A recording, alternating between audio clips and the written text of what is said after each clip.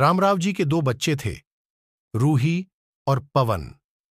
पवन बड़ा था और रूही छोटी थी। दोनों ही पढ़ाई में बहुत होशियार थे। रामराव और रूही की मां लता रूही को लेकर बहुत चिंतित थे, क्योंकि रूही ने अपनी शिक्षा पूरी कर ली थी। अब उसके लिए एक बेहतर रिश्ता खोजना था। एक दिन उनके करीबी रिश्तेदार का बेटा दीपक शादी में रूही का हाथ मांगने के लिए उनके घर आया। दीपक को सभी पसंद करते थे। वह दिखने में अच्छा था और एक अच्छी कंपनी में कार्यरत था। दीपक के परिवार को भी रूही पसंद थी। फिर इन सब के बाद शादी की तारीख तय हो गई और पवन के भैया और रामराव शादी की सारी तैयारियां कर रहे थे। क्योंकि शादी नजदीक थी, सारी तैयारियां हो गईं, शादी का दिन भी आ गया। पवन रूही का हाथ पकड़कर मंडप में ले आया। रूही सुंदर गुड़िया सी दिख रही थी। सुंदर नाक, आंखें, रंग गोरा, लंबी लंबी छोटी। रूही देखने में बेहद खूबसूरत थी। पवन रूही को मंडप में ले आया और पंडित ने रूही को कन्यादान के लिए हाथ आगे करने को कहा और उसका हाथ कांपने लगा। जिस पिता ने इस हाथ को पकड़कर दुनिया में चलना सिखाया, वही आज उसका हाथ किसी और पुरुष के हाथ में देने जा रहे थे।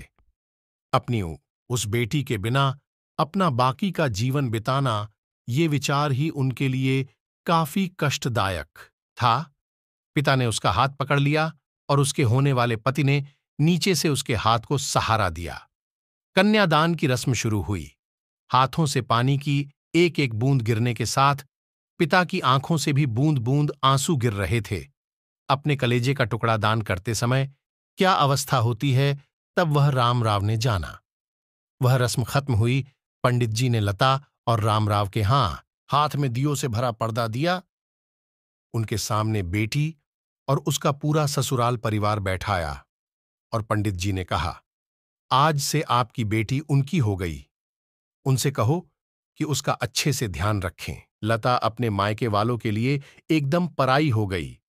उसकी आंखों में आंसू भर आए।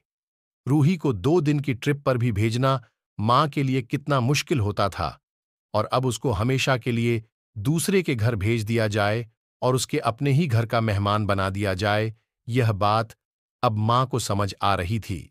उस रस्म के बाद दूल्हा गेट पर आ गया। पंडित जी ने आवाज दी, लड़की के मामा लड़की को लेकर आओ। उस मामा का हाथ पकड़कर वह उस अंतरपाठ पर जा रही थी। सुबह उठकर एक साथ नाश्ता, फिर मस्ती, फिर मामी के हाथ का खाना, और रात में मामा के गोद में सिर रखकर सोने वाली भांजी आज उस मामा को दूसरे के हाथ में सौंपनी होंगी। ये सोचकर उसने अपने हाथ कस लिया और मंगलाष्टक प्रारंभ हो गए।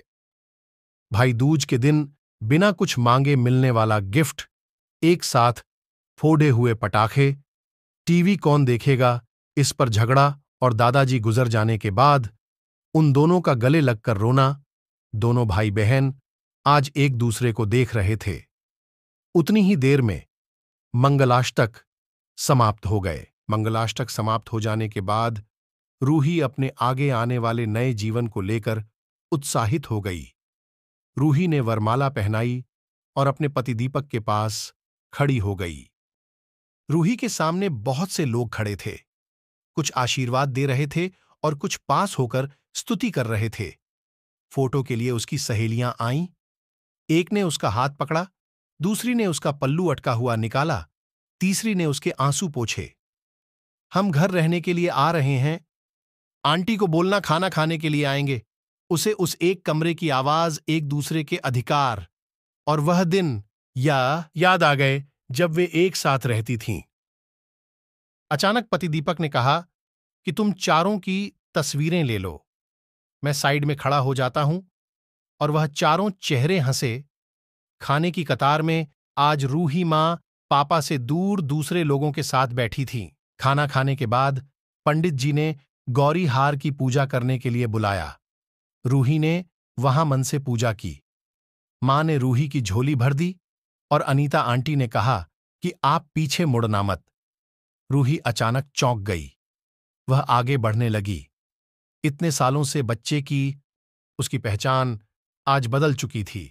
हाथों की वह हरी चूड़ियां पांव में बिछिया और गले में मंगलसूत्र नए जीवन की राह दिखा रहे थे।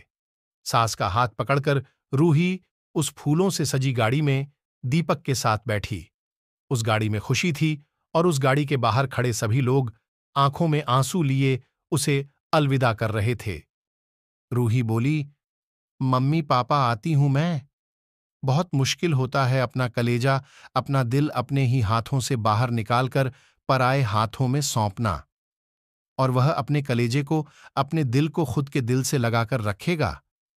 फिर भी हर माता पिता इस मुश्किल काम का सपना देखते हैं लड़की के जन्म के बाद से ही।